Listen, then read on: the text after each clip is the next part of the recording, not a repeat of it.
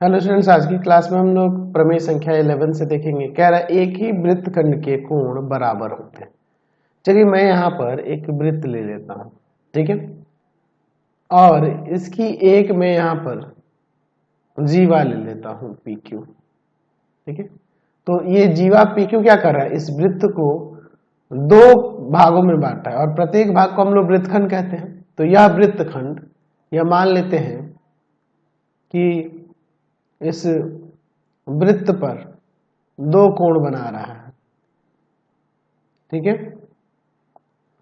दो कोण बना रहा है, एंगल पी ए क्यू और दूसरा एंगल पी बी क्यू। तो ये दोनों कोण बराबर होंगे। हम लोग यहाँ वृत्त का केंद्र भी ले लेते हैं कि यहाँ पे वृत्त का केंद्र जो है ओ है, ठीक है। चलिए तो पहले लिख लेते हैं क्या दिया है और क्या सिद्ध करना है। दिया है ओ केंद्र वाला वृत्त है ना, ओ केंद्र वाला एक वृत्त है, एक वृत्त है जिसका एक जीवा पी क्यू है। एक जीवा कौन है, पी क्यू है, जो वृत्त को दो खंडों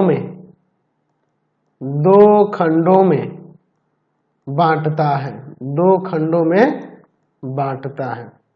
अब यहां कह सकते हैं कि एंगल पी ए क्यू तथा एंगल पी बी क्यू एक ही वृत्तखंड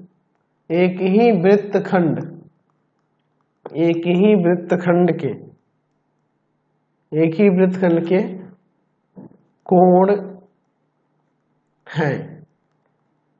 तो सिद्ध करना है कि ये दोनों कोण बराबर होंगे, यानी एंगल पी ए क्यू बराबर होगा एंगल पी बी क्यू के। इसमें हमें थोड़ी रचना करनी होगी। रचना में देखिए क्या करते हैं हम लोग ना, यहाँ पी से ओ को मिलाते हैं और क्यू को भी मिलाते हैं। इसको डॉटेड कर देते हैं क्योंकि हमारी ये रचना है ना। चलिए तो रचना के में यहाँ लिख देते हैं कि ओपी तथा ओ क्यू को मिलाया, ओ क्यू को मिलाया। चलिए अब हम लोग इसका यहां पर प्रमाण देखते हैं, ठीक है। लिख सकते हैं, हम लोग पढ़े हुए पहले प्रमेय में हम जानते हैं कि एक चाप, या आप वृत्तखंड भी लिख सकते हैं, या वृत्तखंड द्वारा केंद्र पर,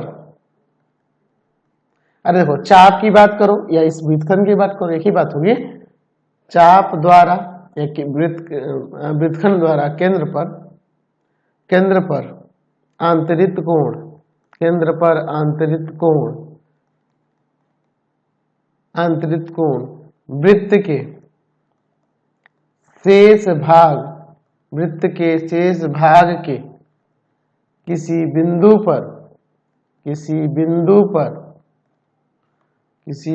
पर आंतरिक कोण का दुगुना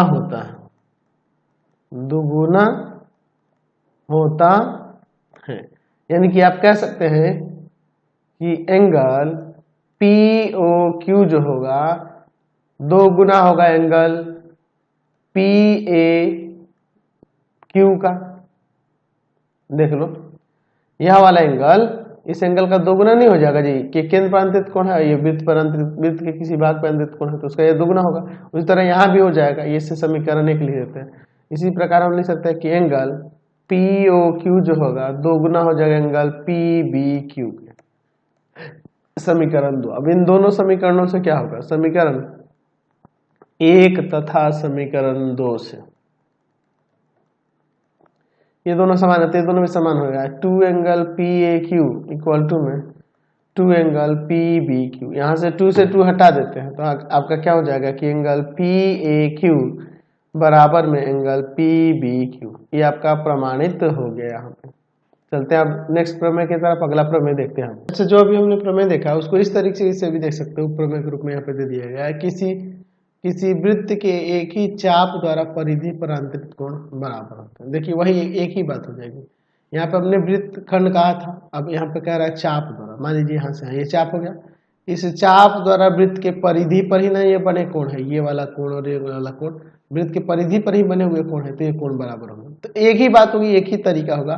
बस जैसे ये जो यहाँ लिख रहे हैं ये प्रमेय, हम जानते हैं कि एक चाप द्वारा, तो ये यहाँ वृत्तखंड ना लिख के, ये वृत्तखंड नहीं लिखेंगे, सिर्फ चाप ही हमने देंगे। चाप द्वारा केंद्र पर अंतरित कोण इस भाग पे किसी बिंदु पर अंतरित कोण का दुगुना होता है, तो उससे हमारा साबित हो जाएगा। तो उसको मुझे साबित करने की अलग से जरूरत नहीं है। चलिए अगला प्रमेय संख्या 12 देखिए क्या कह रहा है कि यदि दो बिंदुओं को मिलाने वाली एक रेखाखंड दो अन्य बिंदुओं पर जो एक रेखाखंड को अंतर्विष्ट करने वाली रेखा पर स्थित है समान कोण अंतरित करते हो, तो ये चारों बिंदु एक वृत्तीय यानी कि एक ही वृत्त पर होते हैं। ये हमें साबित करके दिखाना है। ठीक है, चलिए अब हम इसको थोड़ा सा समझते हैं इस तरह से। ठीक है, यहाँ पर हम लोग एक रेखाखंड ले लेते हैं, है ना, दो बिंदुओं को मिलाने वाली एक रेखाखंड ले लेते हैं। मान लीजिए यहाँ पे बिंदु बी है और यहाँ पर बिंदु सी है। ठीक है, इन दोनों को मिलाने वाली एक रेखाखंड ले लिए।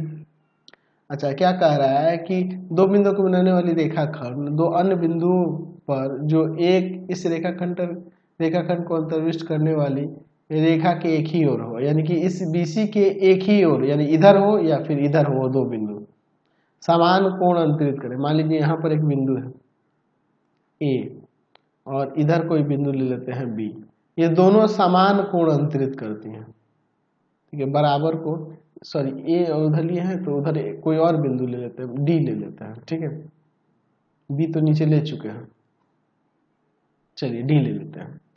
तो ये दोनों बिंदु समान कोण अंतरित करते हो, BC द्वारा इस पे समान कोण बन रहा हो, तो ये दिखाना है कि A B C और D ये चारों क्या होगा, एक ही वृत्त पर होंगे। ठीक है, इस चित्र को हम लोग ऐसे भी देख सकते हैं। मान लीजिए दो बिंदुओं को मिलाने वाली रेखाखंड आपकी हमने BC ले ली यहाँ पर।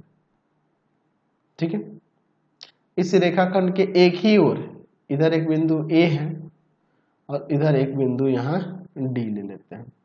ठीक है, अब देखिए यहाँ पर कोण जो बन रहे हैं दोनों समान कोण बन रहे हैं, ये कोण और यहाँ पर यह वाला कोण, ये दोनों कोण समान अंतरित हो रहा है। ठीक है, चलिए तो ये दिखाना है कि A B C और D क्या होगा। यहाँ पे देखो ये कोण इस कोण के बराबर दिया है, ये कोण इस कोण के बराबर दिया, तो समान कोण दिया है, तो ये चारों जो होंगे बिंदु एक वृत्त पर स्थित होंगे, ये दिखाना। चलिए तो हमारे पास क्या दिया हुआ है, पहले इसको लिख लेते हैं। दिया क्या है हमारे पास, B और C बिंदु, दो बिंदु लिए थे ना जी, बिंदुओं को मिलाने वाला रेखाखंड BC को आविष्ट करने वाली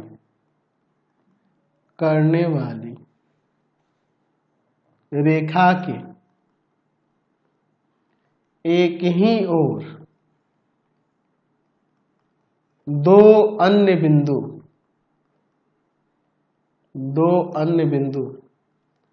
A तथा D हैं,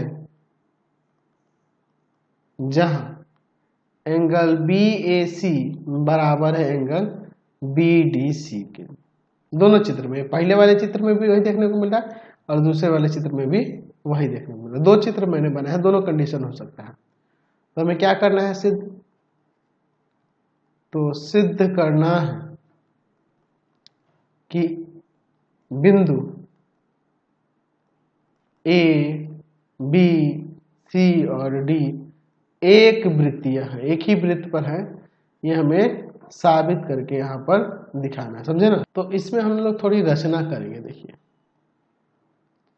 रचना में क्या करते हैं कि A B और C इन तीनों से होकर जाने वाला एक वृत्त खींच देते हैं, इन तीनों बिंदुओं से होकर जाने वाला। ठीक है, एक ये हो गया, इस तरह से देख लीजिए, तीन बिंदुओं से होकर जा रहा है वृत्त, यहाँ पे भी उसी तरह से खींच देते हैं।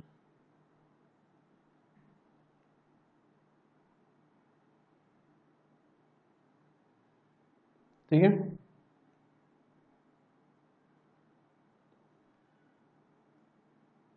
चलिए हो गया, इन तीनों बिंदु से होकर जाने वाले वृत्त खींच दिए। यहाँ पे लिख देते हैं इसको, चाहे बाद में लिखा जाएगा। और फिर क्या करते हैं, इसमें क्या करते हैं, तो हम लोग एक काम करते हैं कि ऐसा संभव है तो ये मान लेते हैं कि ये डी बिंदु जो है वृत्त से नहीं जा रहा है। आप चित्र में देख रहे हैं कि नहीं जा रहा है, लेकिन ऐसा होगा नहीं, ये पॉसिबल नहीं है ना। ये समान कोण अगर बन रहे हैं तो ये वृत्त पर ही होंगे, ठीक है। लेकिन अगर ऐसा संभव है तो ये हम मान लेते हैं कि डी बिंदु वृत्त पर नहीं, जैसे कि चित्र में देख रहे हैं।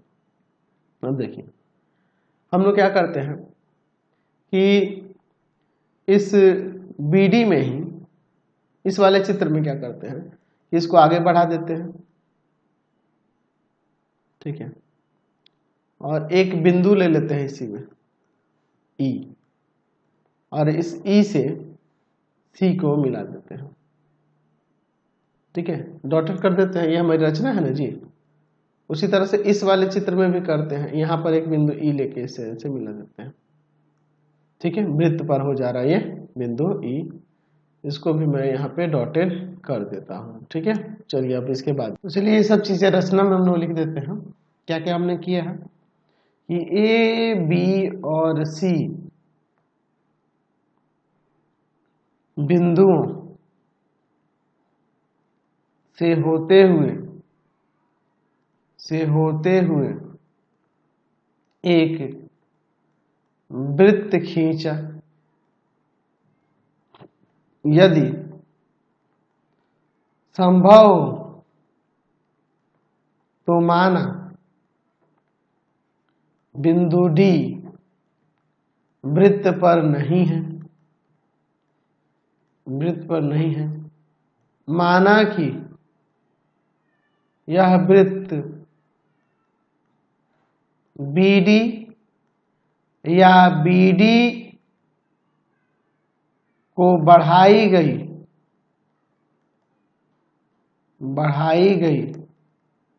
बिंदु E पर प्रतिच्छेद करता है। देख लीजिए, बिंदु E BD पर, बिंदु E पर, या फिर BD की बढ़ाई गई बिंदु BD को E तक बढ़ाया गया उस पर प्रतिच्छेद करता है। फिर क्या कर देते हैं हम लोग, यहाँ पे EC को मिला है, EC को मिलाया, ये हम लोग काम इसमें किए है ना। चलिए तो अब हम लोग इसका यहाँ पे प्रमाण देखते हैं। प्रमाण में देखिए, यहाँ पर दिया हुआ है, देखिए A और E इस वृत्त पर स्थित है, तो यानी कि ये वाला कोण इस कोण के बराबर हो जाएगा। एंगल BAC दोनों चित्र में एंगल BEC के बराबर हो जाएगा। लिख सकते हैं कि एक ही वृत्तखंड के कोण बराबर होते हैं। ये समीकरण 1 लेते हैं। अच्छा, एंगल BAC किसके बराबर में दिया हुआ है, तो एंगल BAC आपके देख लीजिए उपस्थित क्वेश्चन में दिया हुआ है BDC के बराबर में, एंगल BDC के बराबर। ये समीकरण 2 ये दिया हुआ है। तो इन दोनों समीकरणों से हम लोग लिख सकते हैं, समीकरण 1 तथा समीकरण 2 से BAC ये दोनों बराबर हो जाएंगे, एंगल BEC बराबर हो जाएगा एंगल BDC। देखिए BEC और ये BDC ये दोनों बराबर कब होंगे, जब E और D बिंदु दोनों एक ही जगह पर होगा। यहाँ पे भी वही चीज होगा, है ना। देखिए ये दोनों कोण तभी बराबर हो सकते हैं ना जब ये दोनों समपाती होंगे। तो हम यहाँ पर लिख सकते हैं, यहाँ नीचे लिख देते हैं कि एंगल BEC तथा एंगल BDC बराबर तभी होंगे